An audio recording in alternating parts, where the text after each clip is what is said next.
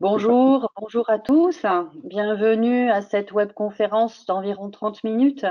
On est ravis de vous accueillir. Donc, je suis Sophie Charrier, responsable produit chez Everwin.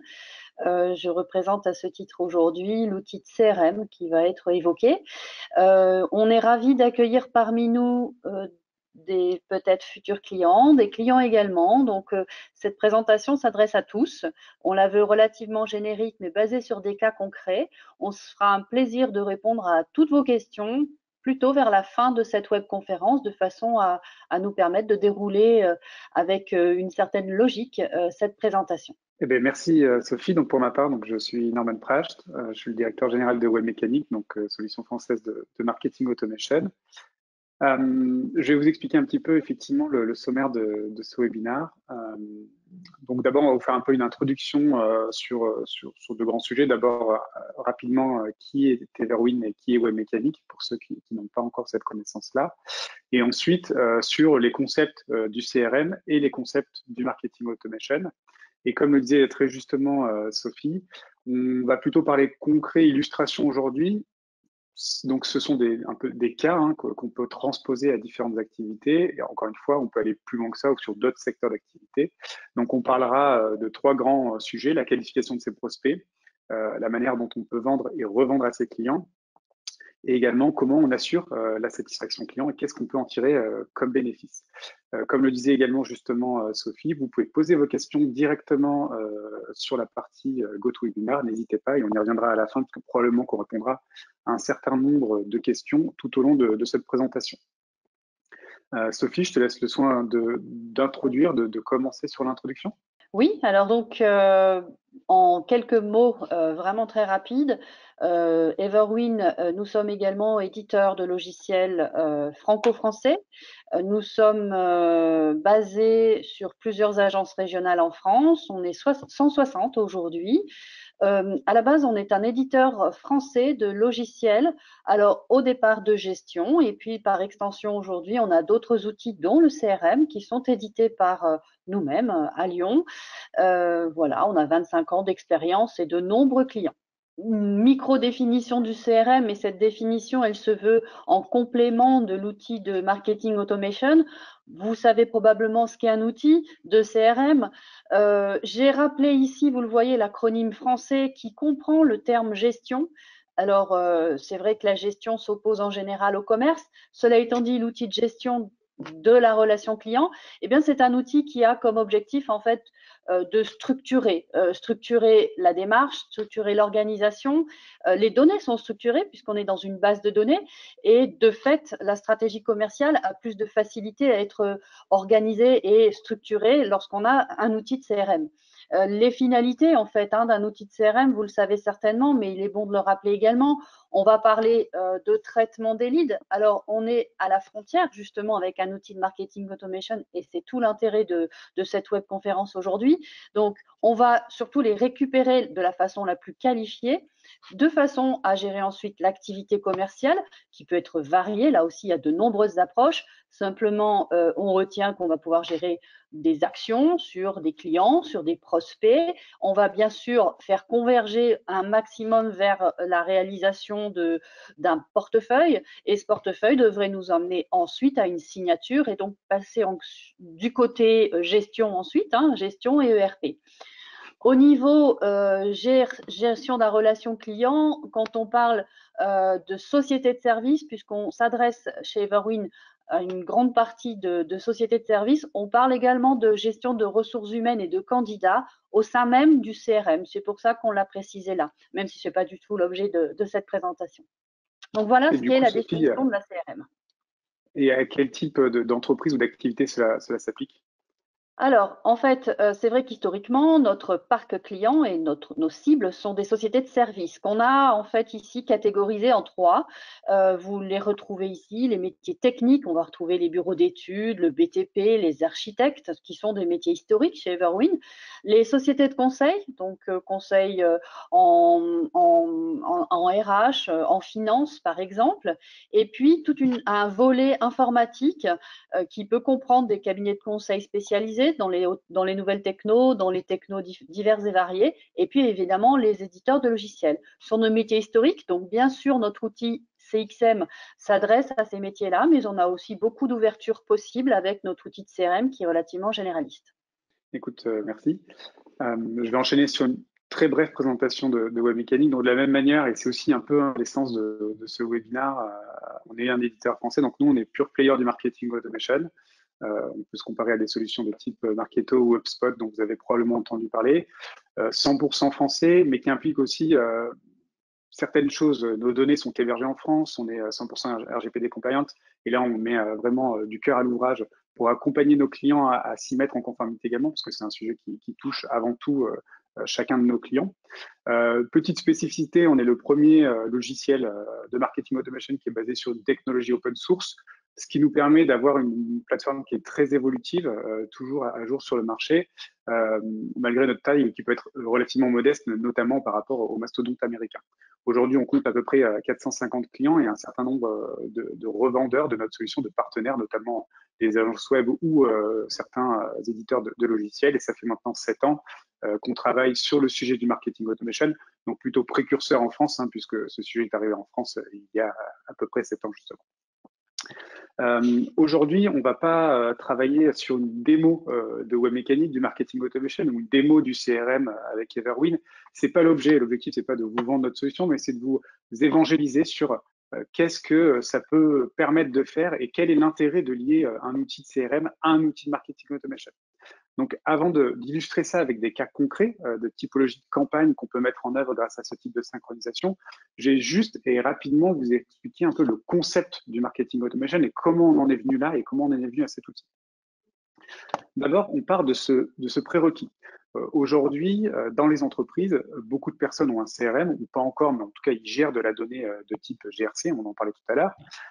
Et ce qu'ils vont mettre en œuvre, c'est l'acquisition de trafic sur leur site web. Alors, ça peut être différents canaux d'acquisition, ça peut être du référencement payant, du référencement naturel avec du contenu, ou les réseaux sociaux, un salon, un événement, tout un tas de typologies d'acquisition de prospects.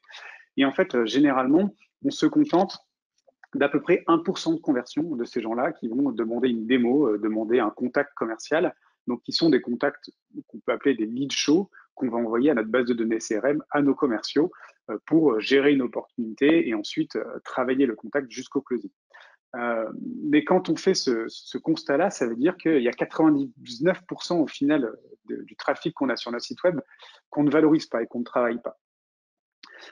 Nous, on a fait un petit calcul. Ce qu'on se dit, c'est qu'à peu près sur votre site, vous avez probablement 50% de rebonds, grosso modo. Il y en a qui font un peu mieux, d'autres font un peu moins bien, auquel on soustrait le 1% qui va demander directement un contact commercial.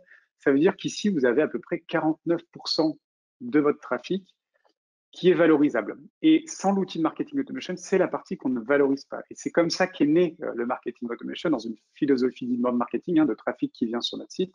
C'est comment je vais prendre un maximum de ces visiteurs, les convertir en leads. Par contre, attention, ça va être probablement des leads soit peu qualifiés, soit pas encore intéressés, pas suffisamment matures. Et donc, surtout, ce qui est très important, c'est de ne pas les envoyer immédiatement au commerce. Sinon, qu'est-ce qui va se passer? L'équipe commerciale va râler, va dire que le marketing fait du mauvais boulot, il nous envoie des mauvais leads. Et c'est là qu'intervient justement le marketing automation, puisqu'on va travailler sur cette base-là de leads froids et les faire monter en température jusqu'à ce qu'ils soient suffisamment matures et intéressants pour les équipes commerciales. Et l'étude qui montre notamment que 41% des internautes qui viennent sur votre site vont passer commande, mais juste pas tout de suite. Donc, il y a un vrai intérêt, mais il va falloir être patient et surtout garder le lien avec eux parce que s'ils achètent dans 6 mois, mais qu'on n'a pas gardé le lien, malheureusement, ils risquent de faire leur commande, que ce soit B2B ou B2C, autre part. Donc, ça rejoint à peu près notre analyse à nous qui est de dire la moitié de votre site, 49%, sont des gens intéressants, mais pas tout de suite.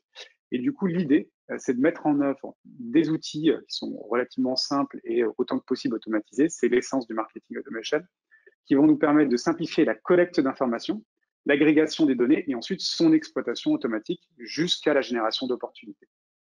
Comment ça marche dans le concept? Encore une fois, je ne vais pas vous rentrer dans le détail des fonctionnalités ou ce genre de choses, mais on en est vraiment là et c'est l'essence du marketing automation. On attire donc du trafic sur notre site, on va traquer leur comportement, on va traquer leurs interactions, on va enregistrer leurs informations déclaratives suite au téléchargement d'un livre blanc, d'un guide, d'une documentation, d'une ressource, d'un cas client, d'une brochure. Et ça va nous permettre d'identifier nos contacts. On va pouvoir également les segmenter dynamiquement en fonction de leur centre d'intérêt. Est-ce qu'ils sont plus intéressés par mon produit A ou par mon produit B, par mon offre de service ou par mon accompagnement? Et par rapport à ça, on va pouvoir mettre en place des règles de segmentation et de scoring pour pouvoir identifier quelle est la typologie de ces visiteurs.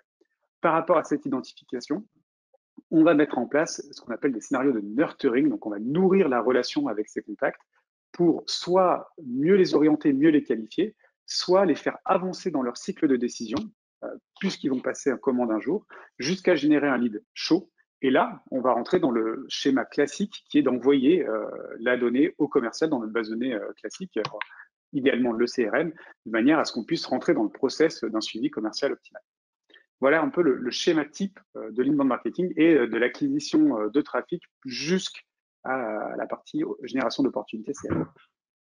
Alors, on a repris voilà, les trois grandes catégories en fait de sociétés que nous avons l'habitude d'identifier chez Everwin, à savoir les métiers du conseil, les métiers plutôt dans l'informatique et les métiers techniques. Et ces trois catégories de métiers donc ont des enjeux un petit peu différents les uns des autres, sachant que ces enjeux, on les retrouve dans tous les cas sur tout type de société. Et c'est pour ça que c'est assez généraliste. Les métiers du conseil, aujourd'hui, un cabinet de conseil va pas forcément avoir d'équipe commerciale, peut-être va avoir une responsable ou un responsable communication, mais va surtout en fait hériter en quelque sorte de lead, va pouvoir récupérer des informations sur le fait que cette société de conseil, ce cabinet a une notoriété sur une certaine expertise. Il lui faut donc communiquer et récupérer ensuite un maximum de leads qui peuvent provenir de sites internet, etc., mais également d'un réseau que ces cabinets de conseil entretiennent. Donc voilà leurs problématiques et leurs enjeux aujourd'hui. Concernant les métiers de l'informatique, et on va y classer les ESN, les éditeurs, on est sur une problématique cette fois-ci de volume. Il va falloir référencer sur Internet. Il va falloir aussi également derrière trouver du newbies, mais également aussi assurer de la récurrence sur les clients existants. Donc tout ça, c'est un mélange et c'est un concentré de ce que peut faire aussi en complément d'un outil de CRM, un outil de marketing automation. Donc c'est vraiment la notion de newbies et puis également d'upsale en quelque sorte. Enfin, on a les métiers techniques. Donc là, dans les métiers techniques, vous n'entendrez bien sûr pas parler de commercial, vous entendrez parler de chargés d'affaires, qui sont des ingénieurs avec une dominante plutôt projet et commerce, et qui ne vont jamais prendre le téléphone pour prospecter dans le dur, comme on va le trouver sur les métiers informatiques, mais au contraire, là aussi, on va retrouver une vraie volonté de partir sur de la connaissance, de se faire connaître, de la réputation. On a par exemple des cabinets d'architectes dont l'objectif, bien sûr, est de signer des contrats, mais avant d'aller jusqu'à la signature des projets, il y a ce qu'on appelle les maquettes. Et ce genre de travail, c'est une communication en soi. Donc, pour ces métiers techniques, il va falloir pouvoir communiquer sur des références qui ont déjà été réalisées, mais également sur des réalisations éventuellement en termes de maquettes. Voilà, donc on travaille ici sur des appels d'offres, donc on n'est pas en prospection pure, mais en réponse à des appels d'offres en complément de références qu'on justifiera. Très bien, merci. Du coup, le premier cas, nous, qu'on souhaitait illustrer, hein, Sophie, le cas d'application à l'usage d'un outil de marketing automation associé à un CRM, c'était qu'est-ce que ça peut nous apporter d'un point de vue qualification des contacts et des prospects. Oui. Donc, rappelle-nous quels sont les enjeux, du coup, autour de ce sujet-là. Alors voilà, là on est sur un exemple d'un cabinet de conseil dont l'objectif évidemment c'est de staffer toute son équipe, hein, que personne soit en intercontrat dans un coin ou en télétravail à ne rien faire, c'est évidemment de facturer ses prestations et pour cela il faut trouver des leads. Donc il y a différents types d'actions à mener évidemment, que ce soit de l'inbound ou de l'outbound marketing et puis de l'animation de réseau. Dans ce premier exemple, on a choisi de vous illustrer en fait plutôt l'inbound marketing, à savoir le fait de faire venir des candidats, on va dire, à des futures prestations par le biais de pages internet, par le biais d'outils qui, donc là, cette fois-ci, c'est pas le CRM qui va commencer la démarche commerciale, mais c'est l'outil de marketing automation qui va amorcer cette démarche. Effectivement. Et du coup, nous, on part d'un constat, donc ça, c'est des études qu'on a pu constater. En fait, aujourd'hui, il y a 61%, donc 2 entreprises sur 3, qui vont transmettre tous leurs leads directement aux équipes de vente.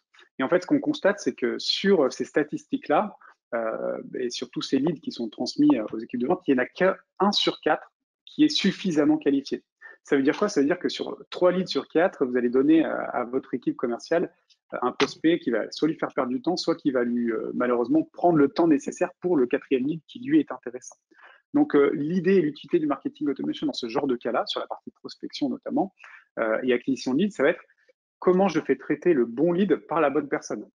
Comment j'améliore la collaboration entre l'équipe marketing et commerciale, puisque l'équipe marketing, au-delà de la communication, son objectif, c'est de générer des opportunités pour les équipes commerciales. Et enfin, l'automatisation et la synchronisation des outils, il faut que la data elle soit à jour des deux côtés. Comment ça fonctionne? On a également remarqué que les équipes de vente et marketing qui collaborent bien, il y a des statistiques qui montrent que ça permet d'augmenter de l'ordre de 30%, 36% la capacité à retenir ses clients. C'est-à-dire que l'enjeu, il ne va pas être que sur retenir ses clients et ses prospects, il ne va pas être que sur non plus la prospection, mais également sur la fidélisation. On y reviendra tout à l'heure. Concrètement, j'ai voulu un peu illustrer avec un petit scénario de qu'est-ce qu'on peut faire. Alors, c'est des choses qui sont vraiment très simples, et ça, c'est les premières typologies de scénarios qu'on va pouvoir mettre en place dans un outil de marketing automation. L'idée sur la partie génération de leads sur notre site, vous vous rappelez, on va générer du lead qui va être froid dans un premier temps. Les premiers enjeux, ça va être de bien les segmenter, de bien les identifier, de bien comprendre quels sont leurs centres d'intérêt et ce vers quoi il va falloir que j'oriente mon discours et éventuellement mon commercial si j'ai différents commerciaux en fonction de leurs compétences. Donc en fait, l'idée, ça va être simplement de mettre en place des chaînes relationnelles qui vont s'étaler dans le temps. Alors, le temps, c'est une variable qu'il va falloir ajuster en fonction de votre secteur d'activité et surtout qu'il va falloir ajuster en fonction de votre cycle d'achat. Si vous avez un cycle d'achat qui est assez court, on va pouvoir mettre une récurrence sur les points de communication avec une fréquence assez haute. Dans le cas d'un cycle d'achat qui est plus long, notamment dans l'industrie lourde, où ça peut être des cycles d'achat de 6 ou 12 mois, dans ce cas-là, on va étaler ces chaînes de communication de manière à avoir des points de relation assez associés à cette durée du cycle d'achat, du cycle de décision en tout cas. Donc dans ce cadre-là, on va d'abord commencer par envoyer des livres blancs sur des grandes thématiques, des contenus, des articles sur des grandes thématiques assez génériques, assez larges. On va commencer à montrer un peu notre expertise à nos nouveaux leads, à nos nouveaux prospects qui sont encore pas assez qualifiés. Pour ceux qui sont suffisamment intéressés, qui vont cliquer ou qui vont notamment cliquer sur une thématique précise, là, ça devient intéressant puisqu'on va commencer à récupérer, grâce à cette historique comportementale, un peu le centre d'intérêt, ce vers quoi ils s'orientent. Si je vais présenter un peu mes différentes offres, si j'ai une thématique assez large, mais qui vont aller cliquer sur un article qui est sur une thématique plus spécifique, hop, je commence à pouvoir segmenter et à comprendre l'intérêt de mon prospect. Derrière, du coup, je vais pouvoir aussi orienter et envoyer des contenus qui sont beaucoup plus proches de la thématique qui intéresse mon contact. C'est-à-dire que je vais pouvoir faire preuve d'une réelle expertise et d'une réelle écoute du besoin de mon contact. Et enfin, s'il continue à consommer ces contenus, on va pouvoir, soit grâce à des règles de scoring, soit par rapport au comportement qu'on va enregistrer, estimer qu'à un certain moment, il a consommé mes contenus que j'estime relativement orientés un peu experts ou sur des contenus qui sont orientés vers un niveau du cycle de décision qui est plus avancé. Et là, je vais dire, bon, c'est le moment d'envoyer l'information à mon commercial. Je ne vais pas tout gérer en automatique et pas tout gérer sans effort. Il faut rentrer dans un processus de suivi commercial humain à humain. Et dans ce cas-là, notification au CRM, notification au commercial, et on attaque sur les échanges commerciaux. L'avantage de ça, c'est que le commercial, il sait déjà sur quelle thématique et sur quel centre d'intérêt engager la conversation avec le prospect. Donc, si je le visualise de telle manière sur les différentes étapes, outil de marketing automation, je fais l'acquisition de prospects de masse peu qualifiés sur mon site grâce à des formulaires, des landing pages, l'acquisition payant ou naturelle, réseaux sociaux, salons, etc. Je crée mes leads, je vais mettre en place des scénarios de qualification par l'automation avec la segmentation par centre d'intérêt. Et dès qu'on en sait plus sur les contacts et qu'on estime qu'ils ont atteint un niveau de maturité suffisant, action commerciale, création d'opportunités jusqu'au closing. Et ça se gère côté CRM dans le cycle de processus commercial classique. Tout à fait. Donc là, en fait, on retrouve quelques captures d'écran de l'application dans laquelle vous voyez qu'on va retrouver, hein, donc dans l'écran qui est caché un petit peu, la fiche du contact avec des informations qui arrivent, bien entendu, de l'outil de marketing automation. Donc, on retrouve des informations, de la qualification, et puis bien sûr, ensuite, à enrichir, on va dire, au fil des échanges qui vont avoir lieu au niveau commerce. Sur la partie donc sur le portail, par exemple, le portail CRM, on retrouve le funnel en fait des leads qui nous emmène ensuite sur de l'opportunité et de la signature de devis. Donc là, typiquement, tout ce qui est en violet, ce sont les leads qui arrivent de la plateforme d'emailing, de marketing automation et qui en fait, la partie orange représente les devis, d'accord, signés bien entendu.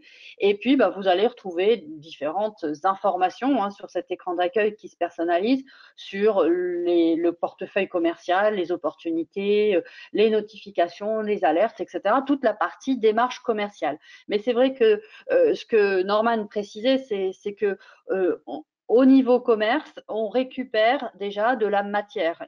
On ne part pas sur quelque chose de complètement étranger et il y a une vraie réconciliation pour ce qui me concerne et ce que je comprends de la façon de fonctionner chez nous, par exemple, entre l'équipe marketing qui fournit vraiment de la donnée bien exploitable par l'équipe commerciale. Et les fameux 36% que Norman évoquait, c'est vraiment ça, c'est l'utilité des deux et une espèce de pacification des deux services. Donc là, on peut imaginer que le cabinet de conseil, il est récupéré de l'outil de Norman, en fait, et des landing pages, etc., des formulaires, et bien, des informations qu'il va pouvoir traiter et que les associés vont pouvoir utiliser complètement dans leur CRM. Donc là, on était dans le cadre de l'outil de marketing automation vers le CRM. Absolument, la partie plutôt acquisition, inbound marketing. Deuxième cas, on voulait travailler, et je pense que c'est un sujet vraiment important, Sophie, c'est la partie vendre à ses clients.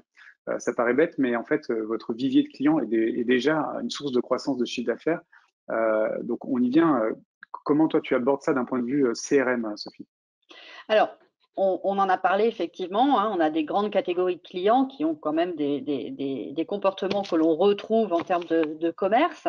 Et là, on est parti sur l'exemple d'un éditeur de logiciel hein, qui pourrait être aussi bien Webmecanic qu'Everwin, mais qui est également d'autres éditeurs et dont l'objectif, bien sûr, c'est de vendre et de faire du newbies, mais là, on s'est focalisé sur la partie vente de prestations complémentaires, hein, voilà, des éléments qui pourraient être proposés et bien sûr qui pourraient être consommés ou utilisés à un parc client.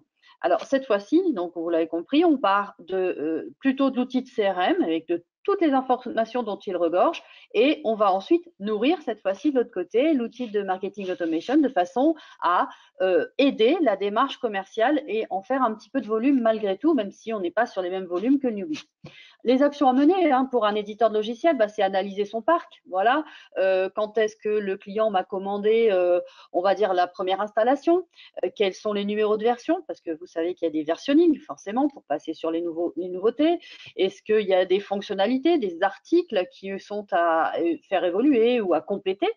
Et puis, on va requêter aussi sur certains événements. Vous l'avez tous reçu dans vos boîtes mail, ça fait 1 an que vous êtes client chez nous, ou voilà, sachez que votre contrat arrive à expiration, on vous propose peut-être une nouvelle formule. Donc tout ça, c'est une mine d'informations dont l'outil de CRM regorge. Voilà, donc là, on a, nous, dans l'application, de nombreuses informations, tout à fait, qui peuvent être sujettes à analyse et à requêtage. Donc là, par exemple, ça peut être des rendez-vous commerciaux. Nous, on a, par exemple, le fait de ne pas avoir vu un client depuis plus d'1 an. Donc, on va pouvoir faire ce type de recherche et derrière, pourquoi pas, mener des campagnes là-dessus. Évidemment, les devis et les ventes. Vous avez acquis tel module, peut-être vous pourriez être intéressé par cet outil également complémentaire. vous arrivez au terme du contrat, nous vous proposons une offre particulière. Donc voilà, en fait, vous avez ici une capture d'écran d'une fiche client dans laquelle on va retrouver des éléments purement commerciaux, mais également des éléments financiers. Peut-être aussi le fait que certains clients aient un encours qui ne soit pas au top peut être aussi un élément discriminant pour ne pas forcément faire de vente additionnelle sur eux. Voilà. Voilà donc cette partie Et, connaissance et maîtrise du client. et effectivement, et là, pour moi, c'est quelque chose qui est vraiment très intéressant dans la partie utilisation de ces deux types d'outils.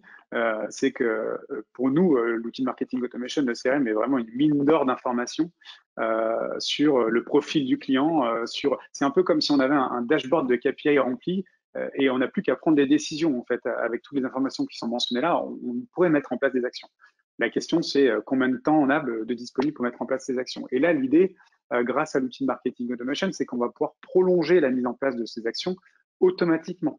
Par exemple, vous savez très bien que vous allez segmenter par profil vos clients en fonction de leur offre ou du service qu'ils ont pu prendre chez vous.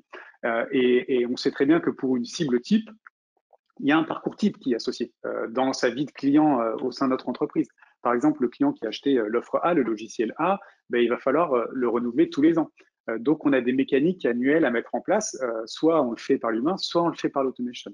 De la même manière, peut-être qu'on a pris un forfait B et qu'on sait très bien que les gens qui prennent le forfait B, au bout de 6 mois, par leur usage, par leur expérience, ils peuvent être intéressés par le forfait B prime qui offre plus de fonctionnalités et qui va nous permettre de faire un petit upsell, donc de vendre un peu plus à ce même client tout en le fidélisant, puisqu'on va lui apporter plus de fonctionnalités.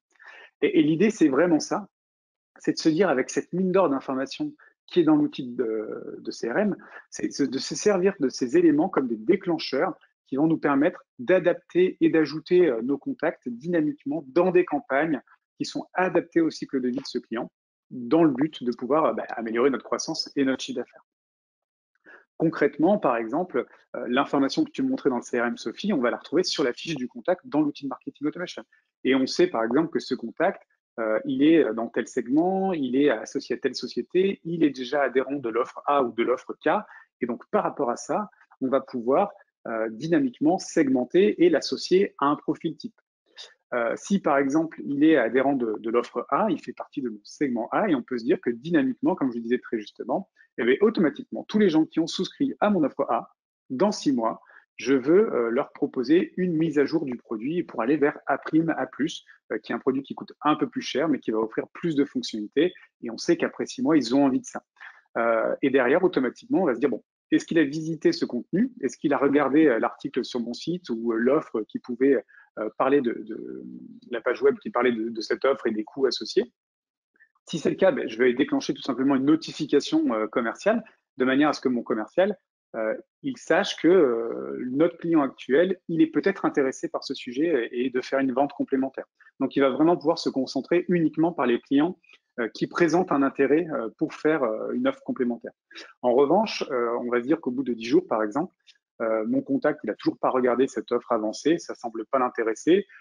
Je vais offrir une porte de sortie sur un cas client, par exemple, qui évoque ce sujet. Et peut-être que par le cas client, mon client à moi, il va plus facilement se transposer sur l'utilisation de cette fonctionnalité avancée. Et si derrière il télécharge ce cas client, on pourrait très bien imaginer le remettre à nouveau dans une boucle ou alors déclencher une notification commerciale pour qu'il reçoive un appel du commercial. Donc on va adapter bien sûr toujours tout ce qui est délai en fonction du cycle de vie du client et de la typologie de produit, de la typologie d'industrie dans laquelle on fait partie. Troisième cas, la satisfaction client. Et vous allez voir que derrière regorge vraiment plein d'idées de scénarisation et d'automatisation.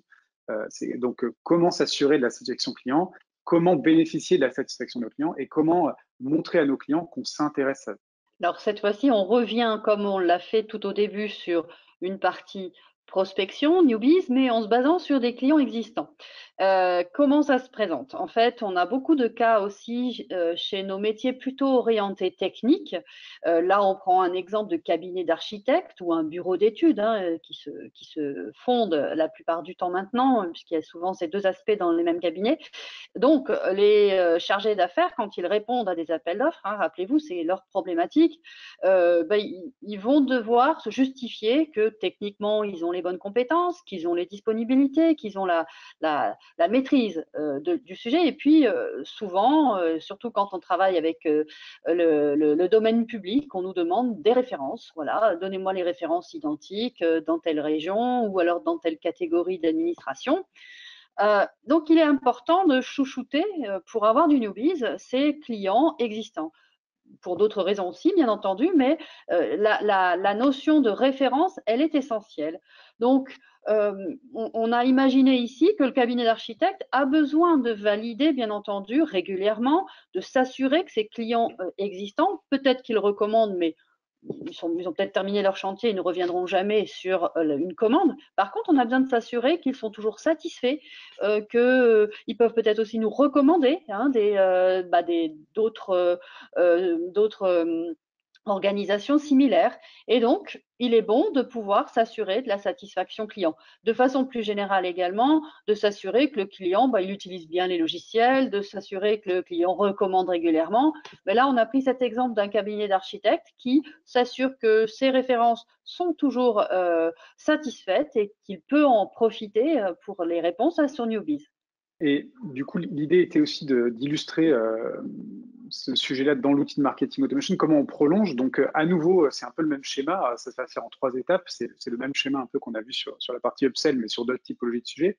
D'abord, cette information commerciale, on l'a dans le CRM. Quel a été mon dernier contact? Quand est-ce qu'il est devenu client? Si c'est une date d'anniversaire, etc. Donc ça, c'est encore une fois issu du CRM. Comme cette data, elle est structurée, je vais pouvoir la remonter et donc mettre en place de la segmentation dynamique dessus. Je peux segmenter sur une date, je peux segmenter sur un produit qui est acheté ou ce genre de choses, on l'a vu. Et derrière, par rapport à cette même mécanique de segmentation, on qualifie dynamiquement dans une campagne, et là, en l'occurrence, ça serait une campagne de satisfaction client. Pour moi, les enjeux liés autour de tout ce qui est satisfaction client et écoute du client, c'est les 3 bénéfices qui sont listés ici. D'abord, un, c'est la fidélisation. Un client qu'on écoute, c'est un client qui va rester fidèle parce que le pire, c'est de envoyer des messages en tant qu'utilisateur et de jamais avoir de retour. Il peut y avoir des soucis, mais si on est à l'écoute, ça crée vraiment une relation de partenariat forte et ça nous permet de fidéliser le client. Le deuxième sujet, tout simplement, le retour du client, il est hyper intéressant pour soit nos équipes commerciales, pour le suivi de nos process, l'organisation, etc., soit notre équipe marketing pour faire évoluer notre produit, notre communication, notre marketing, notre information, notre formation. Donc, de toute façon, on a tout le bénéfice à en tirer d'écouter nos clients. Et enfin, ça c'est un peu bonus, vous allez voir que certains clients sont vraiment tellement satisfaits qu'ils peuvent être des locomotives pour vous, des ambassadeurs. Et on va pouvoir mettre aussi en place des campagnes d'ambassadeurs. Et ça ne touche pas que le B2C avec de l'Instagram, ça touche vraiment tout le monde, également B2B. Alors, comment on met en œuvre? Tout simplement, dans ce cas-là, à nouveau, on a la donnée qui remonte du CRM. Par exemple, si on reprend notre exemple de l'architecte, son projet s'est terminé sur une date passée, effectivement, il y a un an, donc quasiment un an. Et derrière, on va pouvoir dynamiquement mettre en œuvre de la segmentation. Là, en l'occurrence, on devrait faire une campagne anniversaire, donc se dire que tous les ans, ou au bout d'un an après la date de fin de chantier pour l'architecte, je veux prendre des nouvelles. Donc dynamiquement, je vais créer un segment qui va regrouper tous mes contacts dont la date de fin de chantier était il y a un an. Et donc ce segment-là, il va se mettre à jour tous les jours. Et tous les jours, de nouveaux contacts vont rentrer dans ce segment, ce qui veut dire que tous mes architectes, au bout d'un an, je suis sûr qu'ils vont rentrer dans cette campagne de suivi de satisfaction. Derrière, avec mon interface, je vais pouvoir mettre en œuvre ma campagne. Simplement, je cible mes contacts, donc mes architectes qui ont terminé le chantier il y a un an. Derrière, je vais pouvoir y envoyer mon questionnaire de satisfaction. S'il n'a pas cliqué, c'est ma branche négative. Au bout de 3 jours, je vais lui relancer l'information du questionnaire. Et s'il a cliqué, dans ce cas-là, c'est super. J'ai récupéré mes informations sur mon questionnaire de satisfaction. Je vais pouvoir transmettre ça à mon équipe commerciale et marketing pour qu'ils puissent en faire une analyse. Mais on va aller plus loin. Et on va se dire que tous ceux sur le questionnaire satisfaction, j'ai rajouté une petite case, donnez-nous un score par rapport à comment vous vivez l'expérience avec notre cabinet. Et dans ce cas-là, je vais même pouvoir aller sur une campagne ambassadeur et se dire que tous ceux qui m'ont donné une note, par exemple, qui est supérieure à 8 sur 10, on estime que c'est une bonne note, on va les mettre en place dans un programme ambassadeur. Et j'ai illustré ça avec un exemple réel chez nos clients. Euh, c'est un client qui s'appelle AgoFly. C'est une toute petite entreprise, mais qui marche très très bien. Et en fait, malgré leur toute petite équipe, aujourd'hui, ils ont une très grande audience et ils ont des taux de satisfaction client qui sont très très bons. Donc, ils ont mis en place notamment ces questions de satisfaction et ils ont pris les clients les plus satisfaits. Et ces clients les plus satisfaits, ils les ont intégrés dans des campagnes d'ambassadeurs pour qu'ils aillent noter l'utilisation de leur interface, donc AlgoFly, sur Trustpilot, sur Facebook, sur Google. Et malgré l'entreprise, hein, c'est vraiment une toute petite entreprise, ils arrivent à avoir une audience qui est assez large, avec 12 000 fans sur Facebook, c'est déjà vraiment intéressant. Mais voilà, tout simplement avec ces mécaniques automatiques, et ça ne pourrait fonctionner que si c'était automatique, et ça leur permet, en choisissant uniquement les ambassadeurs, d'avoir des notes qui sont vraiment très intéressantes par rapport à leurs concurrents sur leur marché, où là, tout le monde va venir donner les avis. Enfin, petit clin d'œil aussi, nous, c'est un cas qui arrive régulièrement, la reconquête de vos clients perdus, en tout cas des prospects perdus, puisqu'on ne les a pas gagnés. Des fois, il y a des prospects qui disent, bon, ben, on va choisir cette solution, simplement, elle est un peu moins chère, ou ça a l'air un peu plus facile, ou ce genre de choses. Très bien, ben, allez-y, et je vous souhaite grande réussite. Mais ça n'empêche pas qu'un an après, quand je sais que leur contrat va arriver à terme, je peux leur envoyer un petit message, à nouveau automatiquement, sans effort, et leur dire, bon, ben, ça fait un an que vous avez choisi de malheureusement pas travailler avec nous. J'espère que tout se passe bien. N'hésitez pas, je suis encore vivant, je suis encore à votre écoute et je serai encore ravi de collaborer avec vous. Si vous souhaitez qu'on renoue le lien, c'est peut-être le bon moment pour le faire. Et ça nous arrive régulièrement, des clients disent, bah, en fait, vous aviez raison. Pendant la phase de qualification, d'accompagnement, etc., vous êtes un peu plus cher, mais c'est parce que votre service il est meilleur, les fonctionnalités sont plus complètes et en fait, on va changer de solution, on va revenir vers vous. Et voilà. Et en gardant ce lien, peut-être que vous allez regagner des opportunités ou alors tout simplement à nouveau montrer à ces contacts que travailler avec vous, c'est un vrai partenariat, un vrai suivi, un vrai accompagnement. Et ben ça, c'est une image qu'ils vont garder dans leur esprit et peut-être en parler à d'autres personnes ou alors s'ils travaillent dans une entreprise demain, ouvrir de nouvelles opportunités. Belle démarche. On essaie de conclure, Sophie? On conclut. Alors donc, on a décidé en 3 slides de finir cette webconférence. Donc, pourquoi un outil de CRM? Optimiser évidemment et gagner du temps sur la gestion des leads qui bien sûr auront été qualifiés, mais en effet la gestion de la relation client permet véritablement d'exploiter les leads, de les tenir à jour, de les faire vivre, de les faire mûrir pour aller jusqu'à la signature, en passant bien entendu par de l'activité qui est tracée, qui est synchronisée avec des agendas évidemment, et qui est une véritable base de connaissances. Donc, en partant du marketing automation, on récupère des leads que l'on va qualifier, qui deviendront bien entendu clients et qui ensuite eux-mêmes, ces clients, serviront de ciblage pour les futures actions marketing et auquel cas, on reboucle avec l'outil de marketing automation. En effet. Et du coup, pour prolonger ça, l'intérêt de l'outil de marketing automation, on l'a compris, c'est collecter plus d'informations web grâce à nos formulaires, etc., capturer plus de leads. Mais à contrario, il y a quelque chose qui est obligatoire, c'est de se dire il faut segmenter et qualifier automatiquement tous ces leads parce qu'ils sont moins matures et moins prêts à une relation commerciale. Également, on va associer une dimension qui est intéressante, qui va au-delà de la dimension CRM, où on a la partie démographique, collecte d'informations. C'est tout ce qui est comportemental. Sur votre site, il y a déjà, par leur parcours, beaucoup d'informations à récolter. Quel est leur centre d'intérêt? Est-ce qu'ils reviennent sur mon site? Est-ce qu'ils téléchargent mes ressources? Est-ce qu'ils visionnent mes webinaires en replay, par exemple? Toutes ces informations-là sont hyper intéressantes pour le commercial, de manière derrière à pouvoir avoir une approche beaucoup plus ciblée. Et enfin, bien sûr, c'est nourrir ses contacts sans effort, on l'a dit, par rapport à des déclencheurs sur de la data ou sur du comportement, automatiquement envoyer les bonnes informations au bon moment à la bonne personne.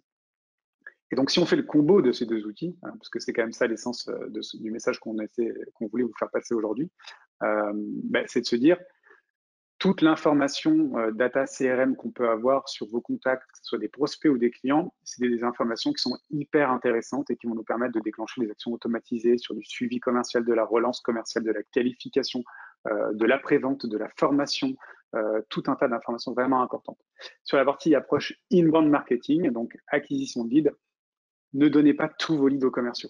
donnez-leur uniquement les leads que vous avez suffisamment informés et que vous estimez qu'ils sont suffisamment mûrs. Vos commerciaux ils passeront du temps uniquement sur les contacts qui représentent une réelle opportunité pour votre entreprise. Et enfin, automatiser tous ces processus, avant-vente, après-vente.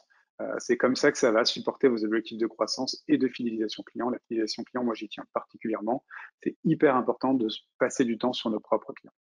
Voilà. Merci beaucoup pour votre écoute. On va passer à la petite session de questions-réponses. Donc, n'hésitez pas dans la partie interface GoToWebinar à poser vos questions. On va y répondre avec Sophie. Alors, il y avait quelques questions qui étaient plutôt d'ordre technique, hein. Est-ce qu'il y aura un replay de la présentation? Est-ce qu'on vous aura à disposition un document, le document? Donc, oui, vous l'aurez, tout à fait.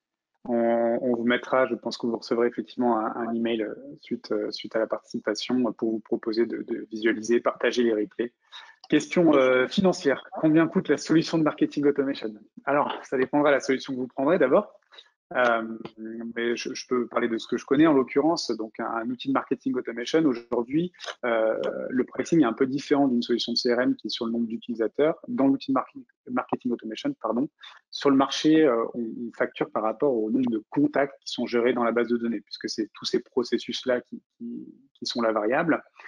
Donc, généralement, le premier pricing se fait de 0 à 10 000 contacts. C'est la première tranche, ça répond à 90% des cas des gens.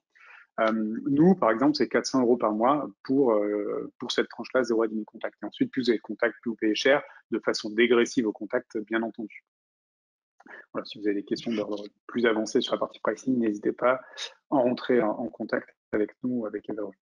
Alors, Y a-t-il plus d'informations sur le connecteur? On va avoir du concret prochainement à vous présenter. En tous les cas, le connecteur, on se tient à votre disposition si vous souhaitez un échange plus technique, évidemment, avec grand plaisir. En tous les cas, on aura prochainement une vidéo aussi qui vous montrera tous les échanges qui existent concrètement, comment ça se présente. Voilà. Donc, Exactement, oui. qui va illustrer les échanges. Tout à fait. Donc, le connecteur existe déjà. Il est déjà activé chez plusieurs clients communs. Donc, plusieurs utilisateurs, effectivement. Qu'est-ce qu'il fait pour faire simple? Il va échanger les informations, du coup, on l'a dit, de contact, mais également de société et bientôt de lead, parce que Everwin, avec leur dernière version de 2020, gère également une notion de lead entre l'outil de marketing automation et le CRM.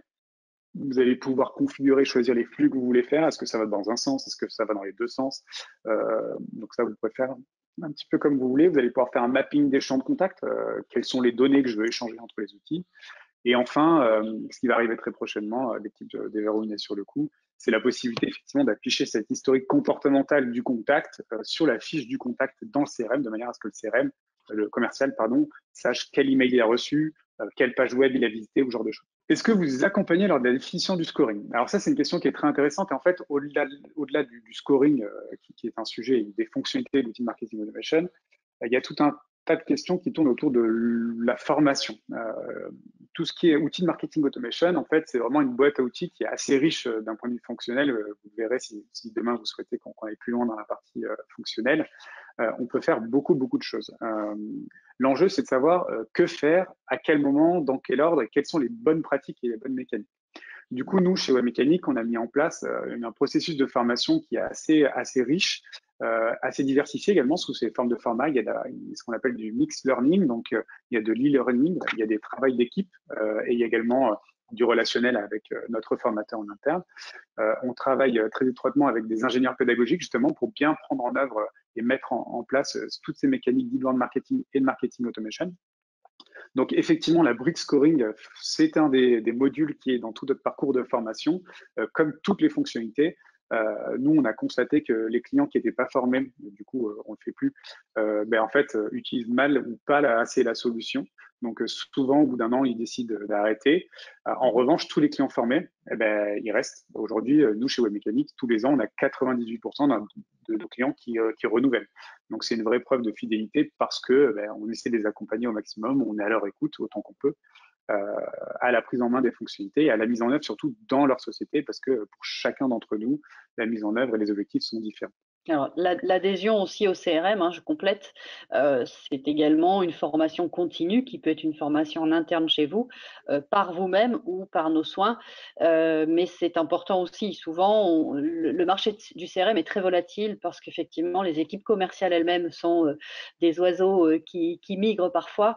Mais c'est important de pouvoir se dire, je forme régulièrement sur l'outil de CRM, des petites choses, des petits pas, pour pouvoir le garder en place et l'utiliser, surtout en exploiter tous les avantages. On fait pour ça également, nous, beaucoup maintenant de formations, ben, c'est le cas cet après-midi, mardi après-midi par exemple, pour nos clients, des web formations d'une demi-heure, trois quarts d'heure sur certaines fonctionnalités qui sont enregistrées, qui sont aussi après dans une grosse base de connaissances. Mais voilà, je rejoins Norman sur le fait de se former à l'origine et puis régulièrement ensuite se rafraîchir parce que les intervenants sont plus les mêmes, les enjeux sont plus les mêmes et que Absolument. Les besoins de votre entreprise évoluent, nos produits évoluent fonctionnellement et nouvelles fonctionnalités, vos équipes changent, hein, simplement, vous avez des nouveaux entrants, et les équipes grandissent. Donc, ça nécessite effectivement de la formation dans le temps. Combien de temps dure la formation? Bah, je peux répondre pour la mécanique.